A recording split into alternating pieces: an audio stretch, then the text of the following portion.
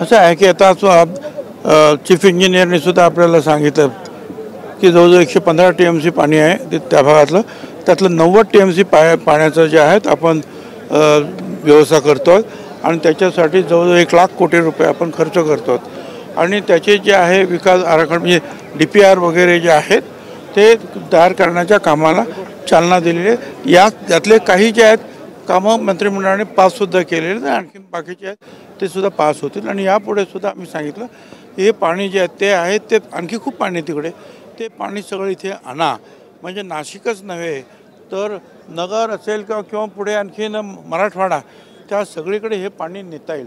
आता मराठवाड्याला दुसरं पाणी नाही, मराठवाड्याला पाणी इथूनच द्यावं लागेल आपल्याला आणि ते पाणी जे आहे द्यायचं असेल तर तिथे जे आहे 115 TMC असेल किंवा आणखी काय असेल तेवढं सगळंच्या सगळं आणलं पाहिजे।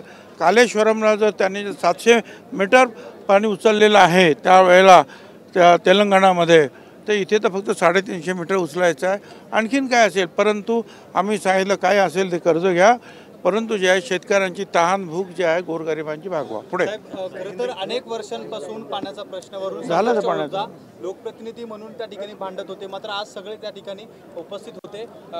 जसं आम्ही तर भांडत पण होतो आणि हळू जे आहे आमचं काम जे आहे मराठवाडा आपलं मांजरपाड्याच्या माध्यमातून जे आहे बोगदे बिगदे करून पाणी आणलं सुद्धा आणि तो एक पायलट प्रोजेक्ट होता की हे होऊ शकतं, ते पाणी आपण आणू शकतो। सर हिंदी में क्या कहिए सर, हिंदी में फडणवीसांनी एका वृत्तवाहिनीच्या कार्यक्रमात म्हटलंय की एनसीपीनं कायम अजित पवारांना खलनायक बनवले। देवेंद्र फडणवीसांनी एका वृत्तवाहिनीच्या मुलाखतीत म्हटलंय की एनसीपीनं अजित पवारांना कायम खलनायक बनवले। एनसीपीने मी काय ऐकलं नाही म्हणजे पक्षाने अनेकदा शरद पवारांसोबत असताना अजित पवारांना खलनायक बनवलं गेले।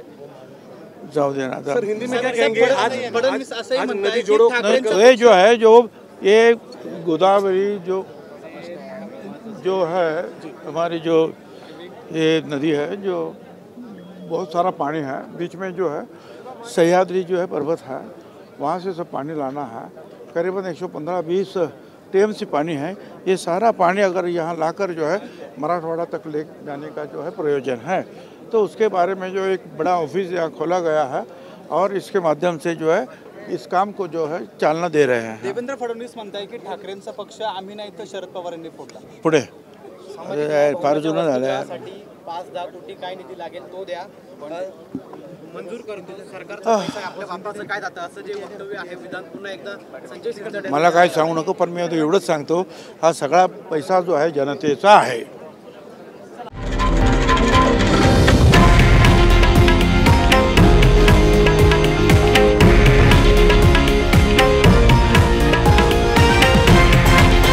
हे आहे देशातील नंबर 1 न्यूज नेटवर्क आणि आपण पाहत आहात TV9 मराठी, एकमेव।